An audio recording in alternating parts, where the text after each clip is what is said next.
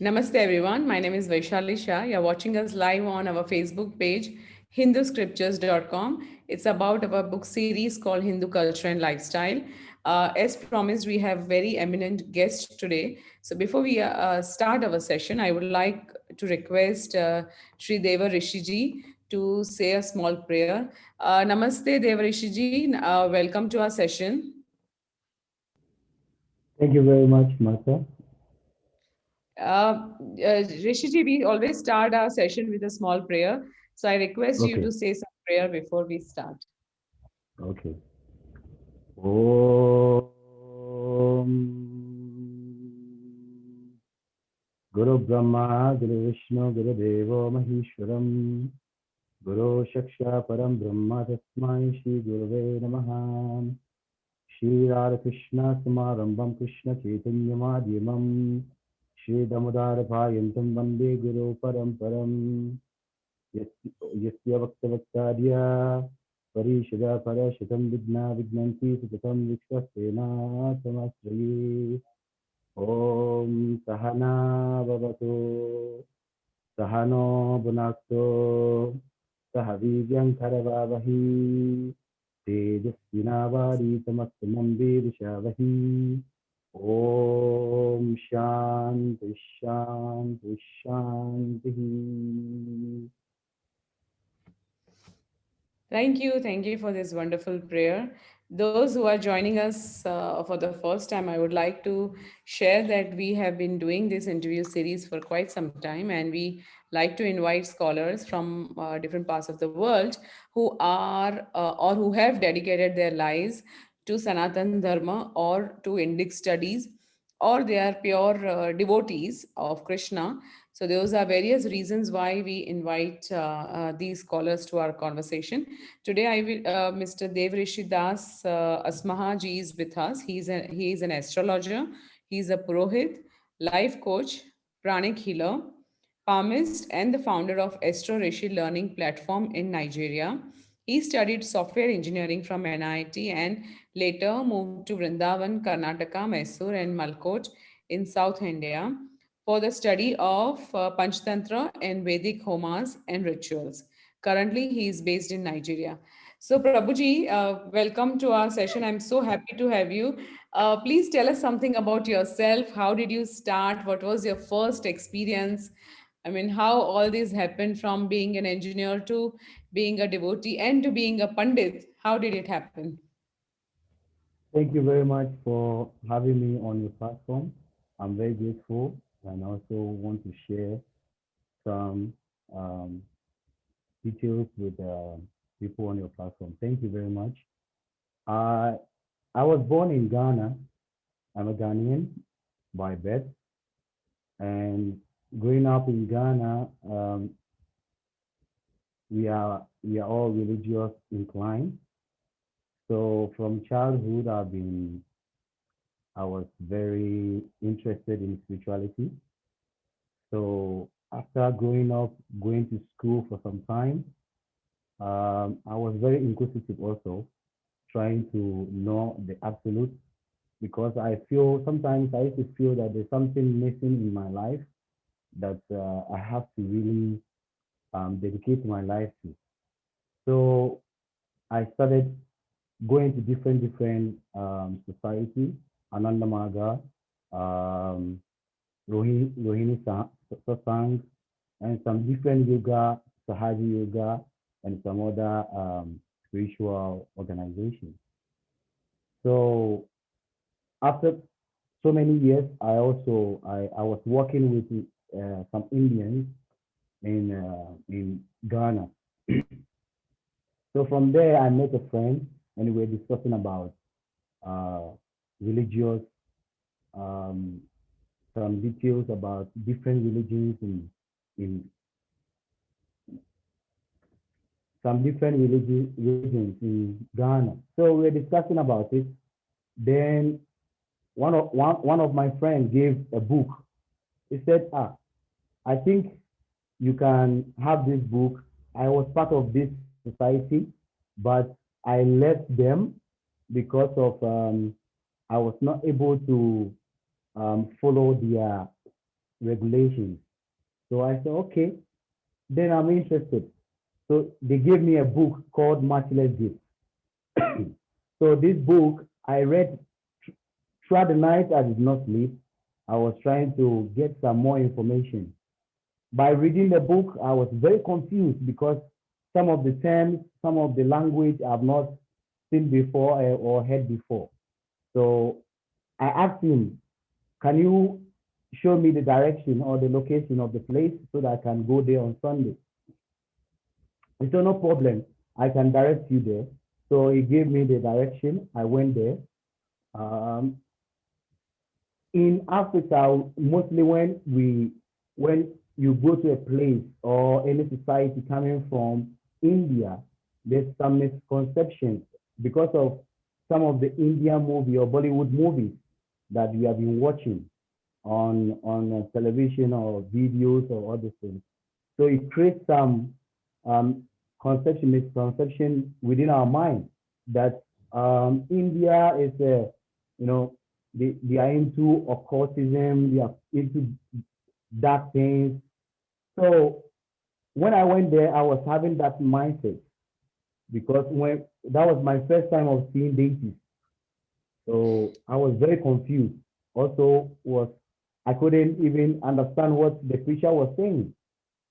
But after some time, after the whole section of the program, I went outside and I approached somebody who is also a priest there, and I asked him, I really like the environment, I like the vibration, and I really want to practice this, but I know it's not something that is accepted by public by the masses. Many people don't really want to involve themselves in this kind of thing. So he said, don't worry, just dedicate your mind, seeing that you have come to the house of God and whatever you are here for, the Supreme Lord will guide you. So from there, we started our journey. Then I became more interested going there every Sunday. Then things changed like that. Very interesting. So then who was your initial guru, and then how did you take the Diksha? How did you study then other scriptures? In the beginning, it was very, very difficult because my mom was a deaconess in a church, and I was staying with my sister who didn't have the knowledge or did not understand what we are really doing. So we eat meat from childhood. We are all eating meat, but just one day you come from somewhere, you say, now I will not eat meat again. Now I will not do this again. So they were shocked. Why? You just change your lifestyle. Why you don't want to eat meat? You don't want to associate with this. You don't want to do that.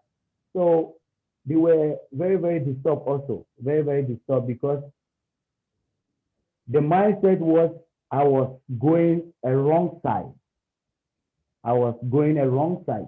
And being a senior to me, my big sister, the only thing she can do, show her love to me is by stopping me from doing wrong things. That was the mindset. So I passed through a lot of difficulties that um, I was very focused from the beginning, very, very focused, and was not distracted about of whatever was happening. I was not distracted about that. I keep on doing my sadhana and praying. So after some time associating with devotees, I became more interested because I was feeling within myself that I need to do this. This is what I am here for. I'm here for this. So I have to dedicate all my life and do it. So after some time, I told my sister that I want to move. I want to move from the house. I want to get a place outside and stay outside. So she accepted it, but she didn't know that I've already made plan with my Diksha Guru, who based here in Nigeria. So Oh. after leaving the house, I went straight to the temple.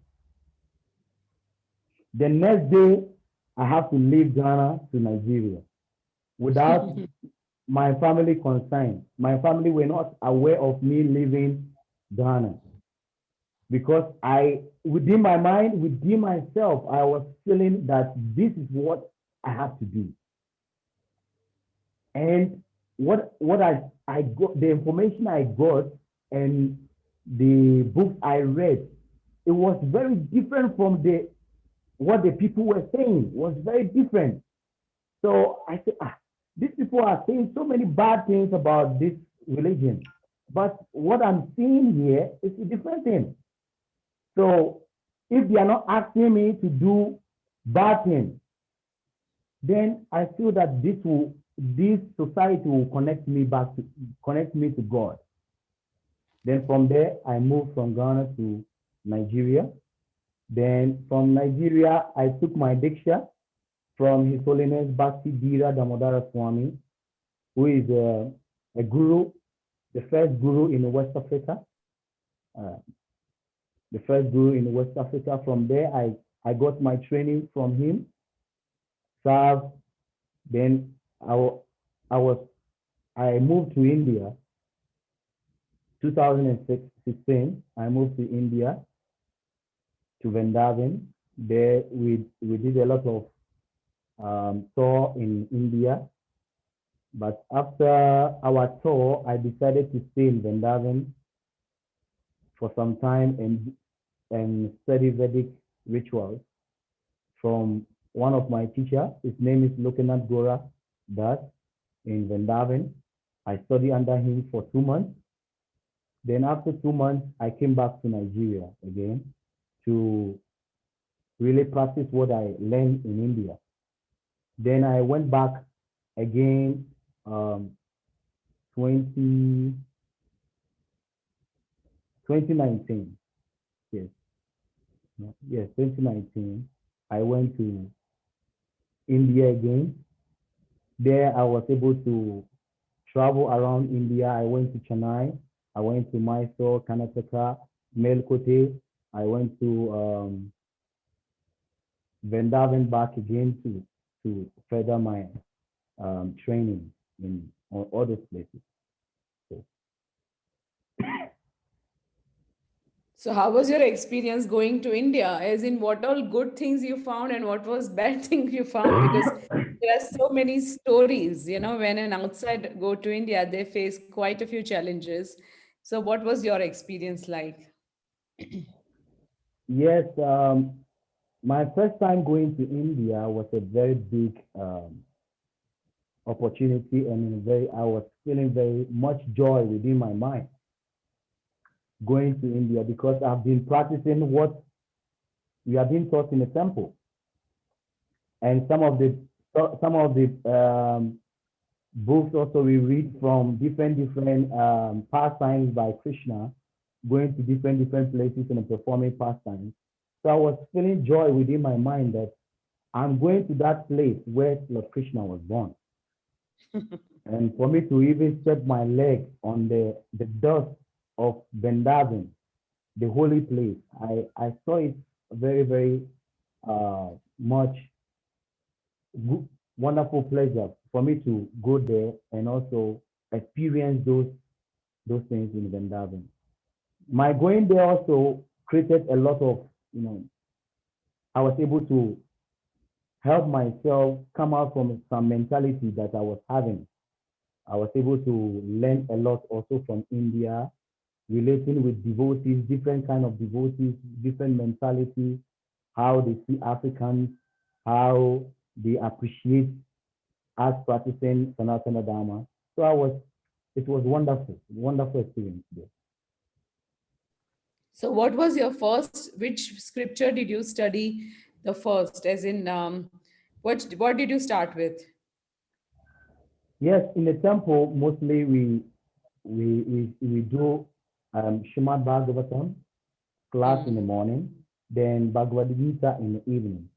But the time I start, there was a class on Srimad Bhagavad Gita, describing the battlefield of Kurukshetra, like Krishna and Arjuna, the Pandavas, the Kauravas, the and the all the things that went on from beginning to the ending of the battle. So we're able to dive more deep to understand uh, the Bhagavad Gita itself. That Bhagavad Gita was was not meant for Arjuna, was meant for the living entities. Arjuna was just used to to enact or to tell us what the living entity should do. Because Arjuna automatically, Arjuna was a pure devotee of the Lord, because the Lord himself said it in his statement that you are my devotee. So he was just used as a vessel to teach us the essence of life.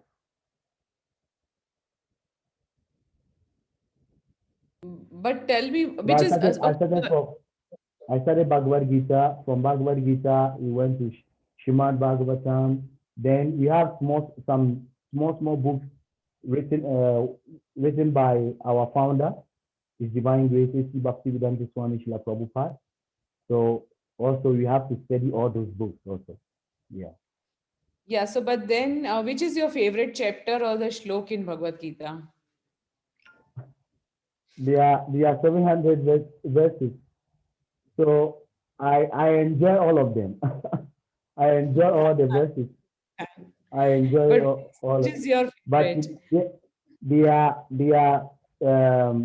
they are specific verses that really when I keep reciting them, I feel much joy.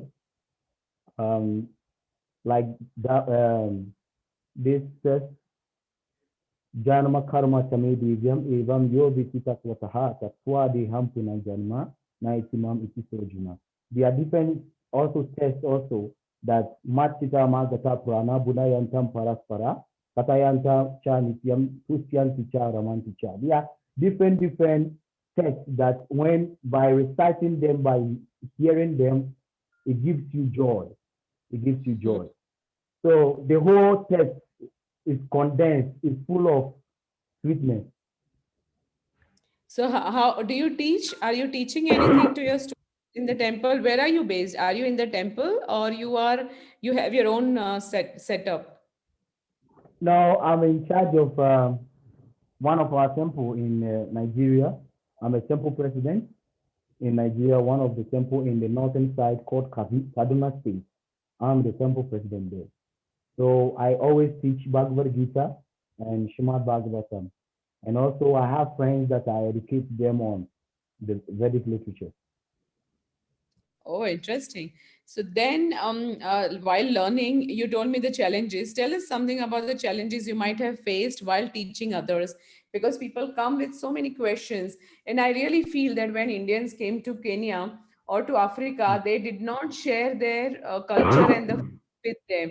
I really feel if they had done it, the Africa would have been in a different level altogether, the whole region, but that did not happen. So now what do you think, what are the challenges you face while spreading the message of Bhagavad Gita? Yes, in Africa, because we're colonized by um, the British, they introduced Christianity, and Christianity and Muslim is dominated much in especially Nigeria, Ghana. A lot of people are familiar with that.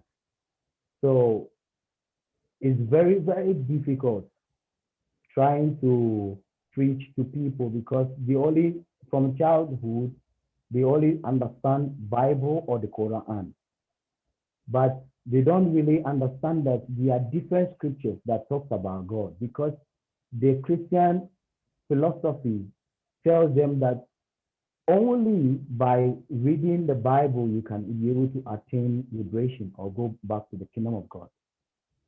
So it's very difficult to be able to convince people, to tell people that this scripture is the oldest scripture in the whole world. Is the oldest scripture in the whole world, was spoken by the Lord Himself. And even that, it creates a lot of doubt, because from our beginning, they never give us this kind of knowledge that God Himself can come to this material world. So it's very difficult. But when the person is right for the knowledge, automatically by teaching, the person becomes absorbed and realize that there are more things that I need to know than reading the Bible and the Quran.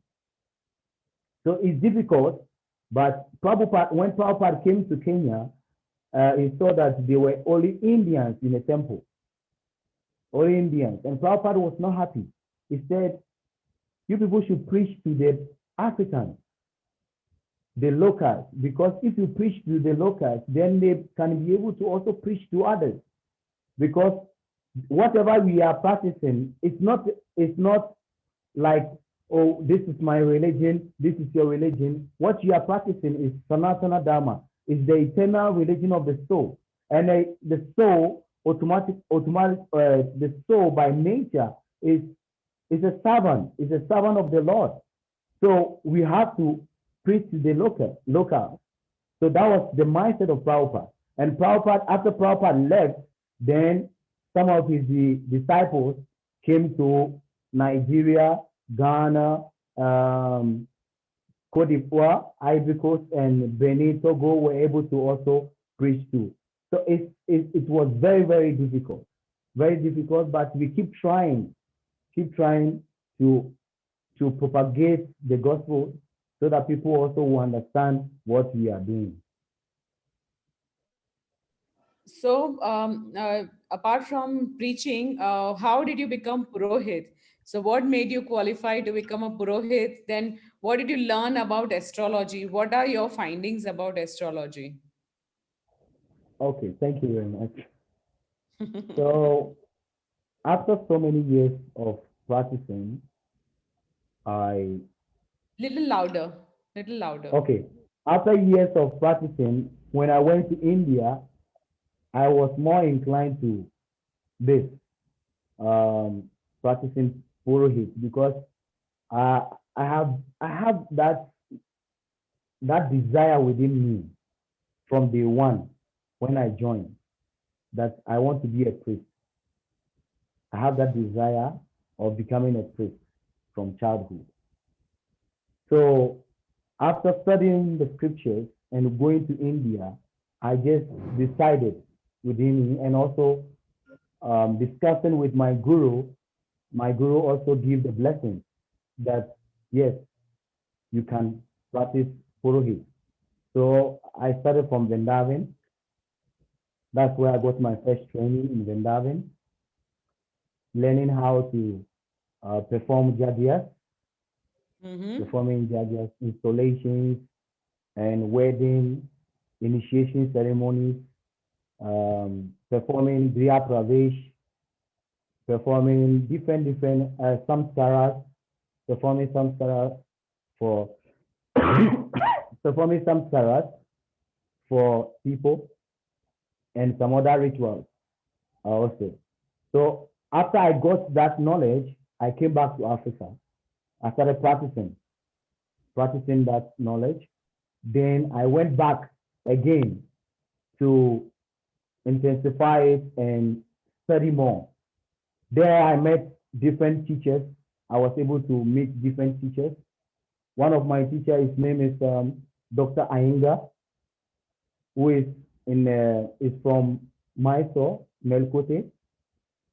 He is one of the Sana Acharyas of one of the biggest temple in Melkote. So I was introduced to him. Then he accepted me as a disciple, and he trained me on Sudarshana Nrsimha Homa. From there, he also introduced me to some other Purohits, uh, Naga Prasad Swami, who also is in Mysore. I was also privileged to meet the the head Pujari of Srirangam, Darat Swami in Srirangam. I was able to also meet him, get some knowledge from him, and some other Swami in Srirangam. Then I came back to um, Pendaven again for more training. Then I studied astrology from one teacher. His name is Yogi Nasaraj, who based in U.S. Ohio.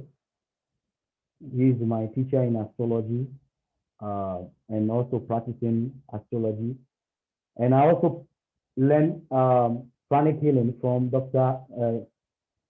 Master Chwako Sui. I studied pranic healing from Master Chwako Sui. Yes. So that's why I was able to, yes, dedicate So myself you have more learned in. normal any to in learned a lot more than I'm sure any no, any regular student of even the student like or any Indic scholar. So I'm so glad to Mm. know that you have gone through so many scriptures. So then, what is your opinion about Indian astrology? How it is affecting? And a lot of people ask these questions whether it is meant only for Indians or it is meant for others, as in how a typical question which I've seen is, what if I'm a European? What if I'm a Chinese or a or a African? How the Indian astrology affects us? So give us some idea and let people know that how astrology, the Indian astrology, is universal and how they can learn and how they can get benefit out of it. Yes, it's because a lot of people don't really um, study. So sometimes they they misunderstand things. Astrology is not for Indians. It's something that the Supreme Lord Himself arranged for the living entity. Like when Lord Krishna and Balaram was born, they invited Gagamuni to come and do astrology for them. They were invited to come and give predictions. And even if you read the Bible, there's a place that when the three wise men saw the stars, they were able to denote that there was a personality, a great personality being born. These people, these three wise men, they were astrologers. If they are not astrologers, they cannot be able to read the stars. So astrology is for everybody. It's not for only Indians. And it's very, very authentic and genuine that people have they have to calm themselves down and get a proper person, somebody who have undergone proper training from a qualified teacher and study this science, because it's a science for everybody, that anybody who is interested can dive and also study this and help his life. It's not for Indians, it's not for Chinese, it's a universal. It's something that the Supreme Lord Himself gave it to us. It's just for us to remove this egoistic or remove the mindset, this is for me, this is for you. No. We have to see that it's for all of us and learn, dedicate ourselves and learn properly. So if I'm a Kenyan, a local Kenyan, and if I give you my birth time and everything, you will be able to draw my chart. Will you be able to do Yes, that? we can do that. We can do that. We can do And that. will it be as accurate as it could be for an Indian? Sure. Yeah, I'm telling you, So, I've got questions and I know that people don't understand that astrological chart has got nothing to do with the nationality. And as long as there is and all those things are there, one can make a chart. So that is the reason I want people to know that how accurate the astrology, the Indian astrology it's is. ignorance. It's ignorance that is the problem. It's ignorance. If we don't know something, we approach people who know and ask. So People who think that have that mindset they have to change that mindset. I know a lot of people sometimes it becomes very difficult, especially some Indians. They will say, black, no, I won't give my details. What can you tell me? I prefer using an Indian to tell me. It's the same science that we are learning. What makes it different? Because you are looking at the body. The body is the body conception. If they begin to feel that we are one people, same soul, then what the black or white can do, everybody can also do That is very true. I'm so glad and I can see your passion and your understanding and also your interest in this philosophy. You have dedicated your life. Are you married? Or it. Yes, I'm married. Yes, I'm married and I have a child. oh, lovely. So that also give the message of that any family person, family man, or family can be part of this whole movement of ISKCON movement Yes, or yes, Sanatan, however you can call, whatever you want to call it as. So tell yes. me how many students you have in your class, like when especially when you teach Bhagavad Gita, what kind of questions they ask? And first you tell me how many students and what kind of questions they ask. What are their problems? Yes, like in my temple, I have 7 people that I stay with in the temple. They are permanent full devotees staying with me. And we have outside devotees that comes from outside. We have like 30, 35 people that comes from outside.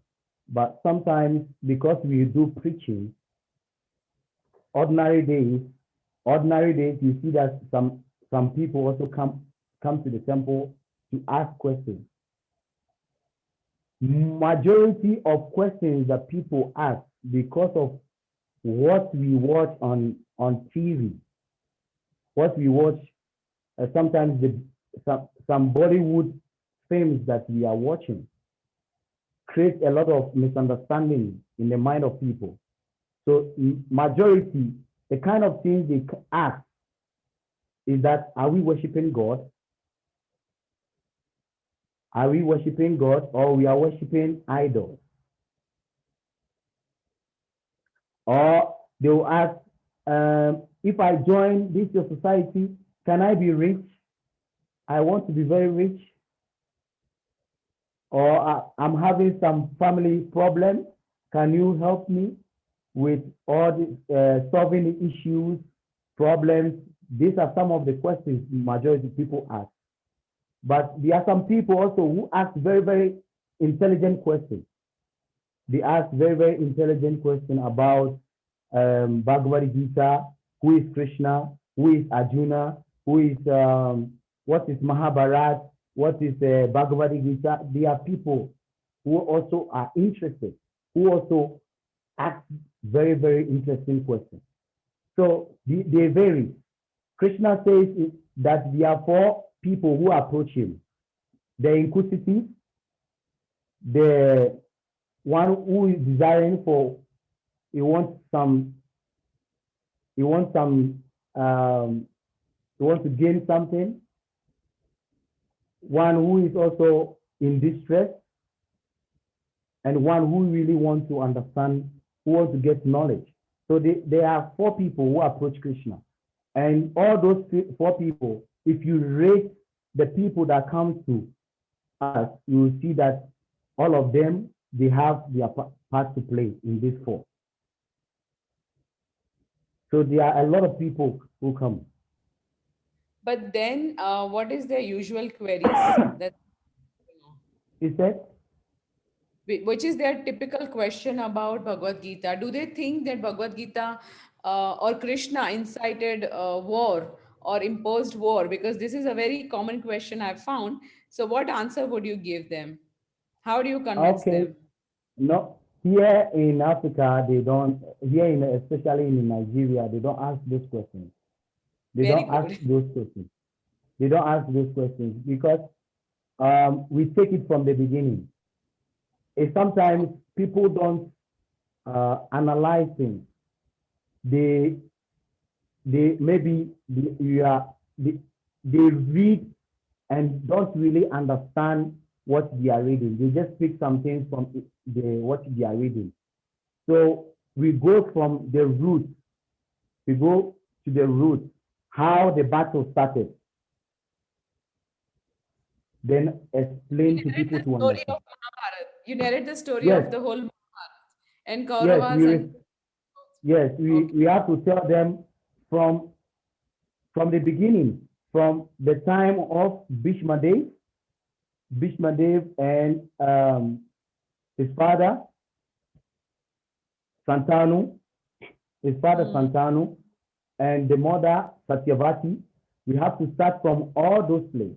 How Satyavati was impregnated by um, Parasaramuni. All these things we have to start from there. Then the people that you are discussing with, they can be able to understand why the battle came about and why it should be fought. Why Krishna wants the battles to go on. Because Krishna said, Paritranaya sadhunam vinashaya chadusvitam. Dharma samta spanataya sambhavami yuge yuge. Krishna, he himself, he comes here millennium after millennium, and with his own will, he designed that battlefield to happen so that irreligion will be abolished and religion will be established. So that was Krishna's desire, and also give pleasure to his devotees. So in today's time, out of Bhagavad Gita, relevant, how do we help people to remove their miseries? What is required to do, especially living in this continent? Like we both live in the same continent. I'm in Kenya and you are in Nigeria. So what do you Yes. think? What solution we can give them, and how we can bring what is in which chapter or what message from Bhagavad Gita we should share with people locally here? The what is important that people have to do is Krishna said it in the Bhagavad Gita. He said, Tad vidi pranipati pranipashnina sevaya upadeshyanti tegyanam dhyanina sattva dakshina. We have to approach a bona fide devotee, a bona fide guru who infuse knowledge into us.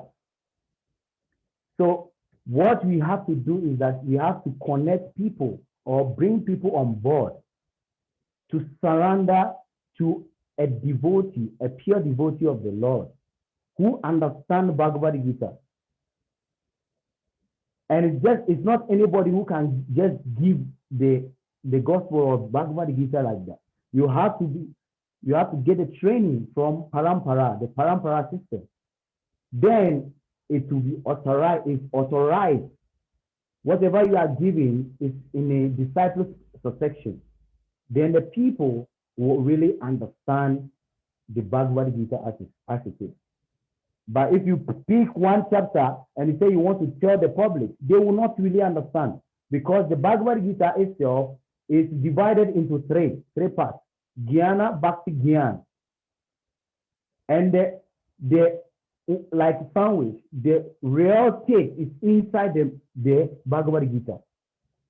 So you have to get a devotee who understands the Gita to really expatiate or explain the Gita itself to you before you can really understand. Even in the Bhagavad Gita, Prabhupada said in one place, you need a devotee to guide you to understand the Gita. Just reading the Gita, you will not understand. That's why many people will have doubt. Many people will have some issues with the Gita because they did not approach a bona fide person of the Gita. When Arjuna wants to understand Gita, Krishna spoke to him. When Maharaj Parikshit wanted to understand Bhagavatam, he wanted to understand what is is for him to do for the 7 days before he leaves this material world. He approached Sukadeva Goswami. So we have to approach a bona fide disciple, a bona fide person who understands the Gita, because we have so many Gitas written by so many people with their own interpretation. But when you read Bhagavad Gita as it is, Srila Prabhupada personally wrote these things, what Krishna said, not putting his own sentiment, not putting his own interpretation. What Krishna said, that's what Prabhupada delivered. That's why it's as it is. So if you want to really understand Gita, you approach a bona fide person for enlightenment. That is very true. But tell us something about Bhagavatam. In second chapter, it describes how the earth or the universe came into existence. So give us some idea. What do you think about the birth of the whole universe, which is described Uh, as in Srimad Bhagavatam? A that small that is very that's very huge topic. I know, It's a but very I want you to mention this. Is there is some reason I'm asking you because we okay. have a lot of other theory, Big Bang theories, and a lot of other things are there. So we need to understand the approach Srimad Bhagavatam has and how it is described in this Puran, Srimad Bhagavatam. Okay. So I can't go so deep. I can just give some points that people can relate to. So when the Supreme Lord wants to create, he manifested in himself as Balaram. That's what we got from the um, Srimad Bhagavatam. Then from Balaram comes to Mahavishnu. Then Gabodagashai Vishnu, Shirokagashai Vishnu. Then creation starts. Gabodagashai Vishnu, navel, that is where Lord Brahma came out from the navel on the lotus. The engineer of this material world. His name is Lord Brahma. He on came from the navel of Lord Vishnu on a Vishnu, yes. lotus petal. So he was very confused, very confused. He came down, he did not see anything. He go up, he didn't see anything. Left and right, he did not see anything. Then a voice came that he had to do tapasya. Tapasya by doing meditation, austerity. From there, the Supreme Lord revealed to him that you are here to do creation, to create. So from there, Lord Brahma started creating. He created different rishis, different progenitors, manus, different Narada Muni, different creatures came from Lord Brahma by creating them. So it's a very, very long, very, very huge thing that if you have to go very, very from a start. But when we were born, we were taught that when God wanted to create human being, first of all, he put sun and form a human. He formed the being and breathed the life air into him. But if you read the Vedas, it talks something more deeper and deeper and deeper for people to really understand that creation is not from today. It has been there, and it takes a lot of deep person to really understand creation. Thank you for explaining small glimpse of Srimad Bhagavatam where the creation is explained so well what came after which, because we don't come from the monkeys, we were not monkeys in our ancient in earlier times, and Yeah, not. we are part of that divine force, and we come from that divine lineage. So if you have to, I'm sure you know what is Gotra system, right? Yes, Gotra. Yeah. So how do you like in India? A lot of people have this knowledge, or many have actually forgotten. They don't know their Gotra system. So when doing performing Yagcha for any Africans, or how do you what Gotra do you mention, or how do you define, or have you tried to find it out? Because this is Okay, important. because of my teacher is coming from Kausika Gotra. Okay. My teacher is coming from Kausika Gotra, so I use Kausika Gotra. But in ISKCON, when you are performing ISKCON ceremonies, normally we use Achyuta Gotra. What Srila Prabhupada said, we are all coming from the Supreme Lord, Achyuta, so we can use Achyuta Gotra. But because I have connection with my teacher who taught me how to do Sandhya Vandanam and all those things, I have to use his Gotra. That's why I'm using the Kausika Gotra. Oh, interesting. I'm sure nobody would ask you such questions, but then it is very important when you are doing or performing any, Yes, or maybe when you get any rituals unless to. unless the person is conversant with that, the person knows about it. That is very interesting. Have you performed Yeah. any rituals for government officials in Nigeria? Any representation have you done? Have you taught any part of Hindu scriptures anywhere? I would like to know some Um, of your. for now, I've not done any ceremony for any government officials because here, when you do Vedic rituals, um, they have a mindset, different mindset, all about what you do. They don't really understand that whatever we are doing is connecting us to God. So they feel that whatever we are doing is in a mood of ignorance, is something that is not accepted in our society. So why should I involve myself in doing this ceremony? So even if they want to do it, it will be in a hidden place. Yes, I Yes, understand. they want you to do it in a hidden place so that people will not see them doing that kind of ritual because if people see them doing that ritual, they will give them like a tag. They'll give them some name. Oh, you are associating with Indians and like that. So yeah. How is the Indian community doing there? What do you think? Because Indians living outside India have got many challenges. Many times they have given up their religion, they've given up their rituals, customs, their family traditions just to suit themselves, especially in the US and UK I've seen. So what do you think about the challenges of Indians living there or living in this whole continent? Yes, majority of Indians in Africa or Nigeria, I have related with, or they I, I came up in contact with. Majority, what they say is that when I leave India across the ocean and come to any country, it's just to make money. True, I it don't is want to true. think about I don't want to think about any religious activity.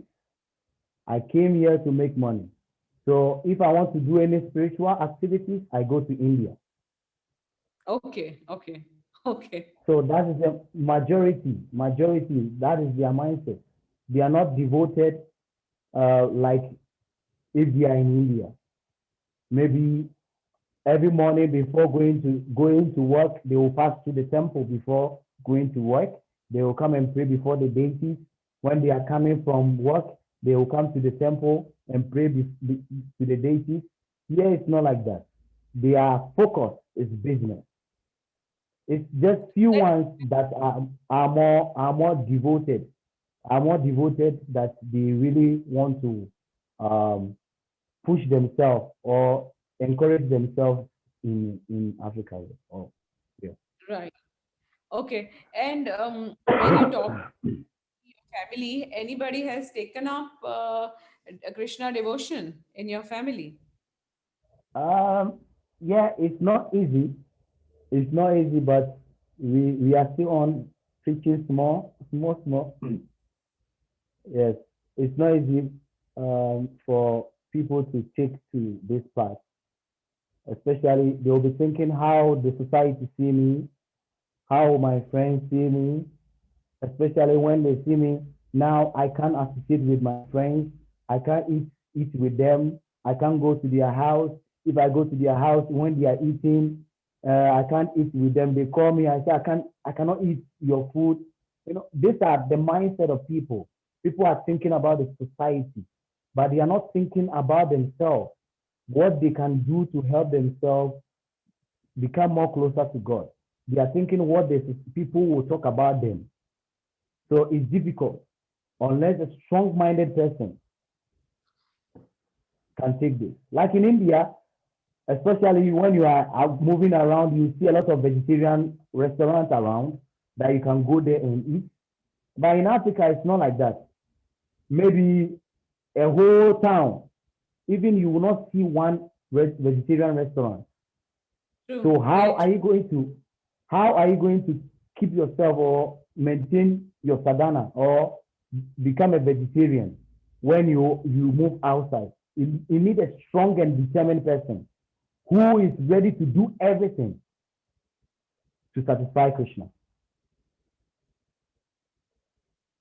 Yes, there are many practical challenges people have to even to follow the path. In Kenya, we encourage vegetarianism, like not necessarily through ISKCON or not necessarily through any religious sect, but vegetarianism is the need of the hour. So, what message would you like to give to our audience who are, and even Indians in Africa? I've seen in Kenya, I've seen they eat non-veg almost on a daily basis, which really hurts me that they perform all different rituals in the temple, and on the other side they eat all the meat things. So, what message would you like to give it to them? My message is that they have to really understand what they are doing. If you know what the things you are doing, you know how important it is, you will dedicate more time for it. Many people think about what people will say. They don't think what I can do that will help people. So you see that majority are not interested in religious activities or performing any rituals. They are not interested in all those things because of association, the kind of people they associate themselves with, and the kind of environment they live. So if a determined person really wants to still maintain whatever he is doing in India, he has to know the kind of people he associates with, the kind of environment he goes. Because you cannot tell me that you want to be a vegetarian, then you are mingling with meat eaters. It becomes difficult. Wherever they are going, you are going with them. It becomes difficult unless the person is a very strong-minded person. So my encouragement is they should take Sanatana Dharma seriously. When they take it seriously, they are not helping themselves alone. They are not selfish because the results that you get from practicing Sanatana Dharma is generation to generation. They get benefit from your activities. Your children will get the benefit from your activities. It's the same as if you perform negative activity, you also get negative reaction. Your generation also gets negative reaction. So when you put more effort and perform Sanatana Dharma seriously, you help your generation and you don't become selfish. You are able to utilize your material body in the service of the Lord. So my encouragement is they should take it serious and not seeing that it's only done in India. And if I leave India, anywhere I go, I can do whatever I like. Then it's not good. It's hypocrite. Thanks for saying this. I'm so happy, and I'm actually giggling knowing this, that it's so wonderful, coming out of someone like you, that you live in the continent which is complete, is a continent of meat eaters mostly. They Yes. don't, because they've not got the awareness, and you still have got the, what do you call it, the essence, that why we should not eat the meat. Because even I see people around me, and I really find it very difficult to convince. I just don't understand what to tell them, because for them it's important, because they think the kids will, when they go abroad, they'll study, they will not be able to manage. But I said, now the veganism is growing like anything in the Western world, and there are Yes. so many people who are now able to understand the, the benefits of meat eating. So why you think it is so difficult? And I'm so happy that you have explained it so well. So my one last question, because I think we have covered whatever I wanted to ask you. But one more last question. Wait, I'll just because I'm so glad that I'm talking to you. This, it's very difficult to explain people out here, as Yeah. in Kenya. I mean, one is Yes. the problem of vegetarianism, and secondly the problem of not attending the temples, or not able to perform the, family rituals, or the other rituals, or not following their traditions. So Hmm. then I wonder how to tell them, what to tell them. So today you have given me Um, answer quite a yeah, few. yes. I wanted to just say something. It's just laziness. Lazy. Laziness is creating a lot of problems for us to dedicate to more to service of God. Laziness. Majority of them knows that eating meat is not good. Okay. Many people are lazy nowadays to go to the kitchen and cook. So they prefer to go to the restaurants and eat food.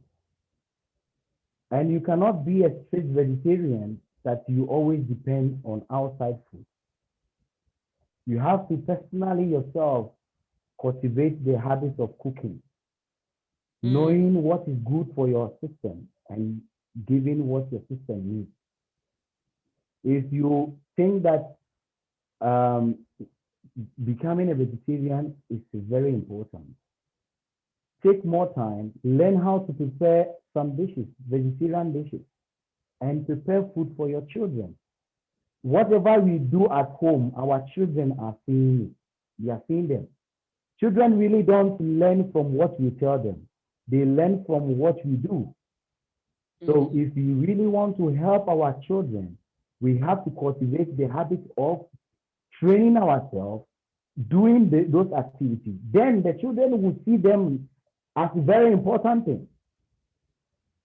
Father is going to temple, is not going to play cricket. A lot of people, a lot of Indians, they like cricket. Sunday is a dedicated day for them to go and play cricket. That's the time they want to go and play cricket. They don't want to come to temple. If you stop those activities and you come to temple, you bring your children around, you see that they are doing worshiping, they are doing japa, they are doing something like that. You that when you are not there, you are not present, they can represent you. They can represent you. So they have to cultivate the habit of learning something that they can also impart that same thing to their children.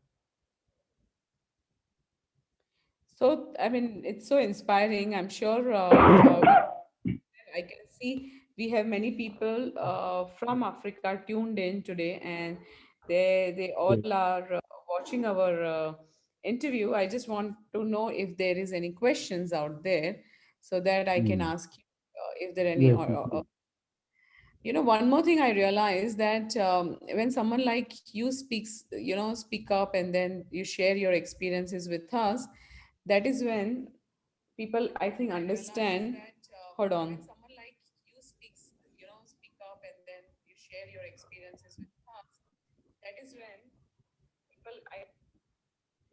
So how many ISKCON temples are there in Nigeria? There is someone who's asking this.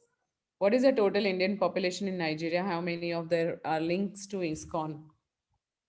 Ah, Indians are many in Nigeria.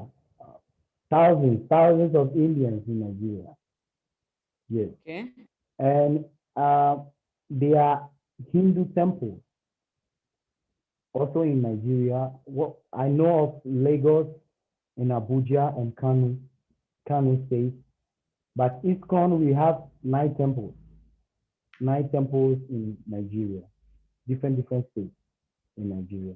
And all the temples also have congregations. We have a lot of devotees there. Yes. So the numbers are growing. Is it true? The temple numbers are growing. The devotees are Um, growing. yes, in some parts, devotees are going, yes, going because of preaching. Yes, yes. Okay. So And do you do Rath? more Africans are also sticking to the process. Okay. So do you perform Rath Yatra, Jagannath Yatra? Yes, yes, we perform Ratayatra every year. We used to organize the whole West Africa. We do it in maybe we select one country and do it there.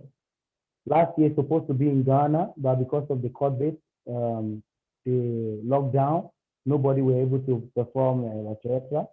We did it in our temples, small temples, and yes, we always organize Ratayatra. Very interesting. Prabhuji, it was so wonderful to have this conversation with you. It's truly inspiring because today my focus was the local, the Kenyans, the Indian Kenyans, and the locals, and I've shared with people who are interested in knowing the Sanatan Dharma or interested in knowing Bhagavad Gita. I hope they get some inspiration from you, and then I'm sure they would dwell into this book because this is my favorite book as well. I have studied it Yeah, in so, okay. and I also write based on that in one of the columns in India.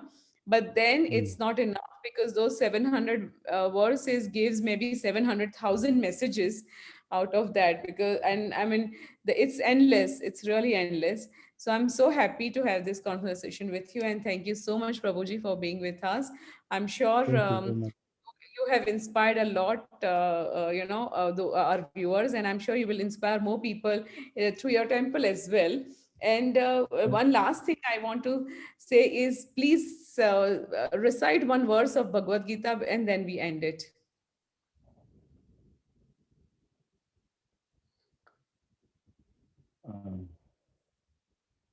Dharma karma thanudevam yo viti tatvataha tattvadeham punai janma naitimam iti sojuna. Very interesting. Very interesting. Thank you. Thank you, Prabhuji. Hare Krishna. Hare Krishna. Hare Krishna.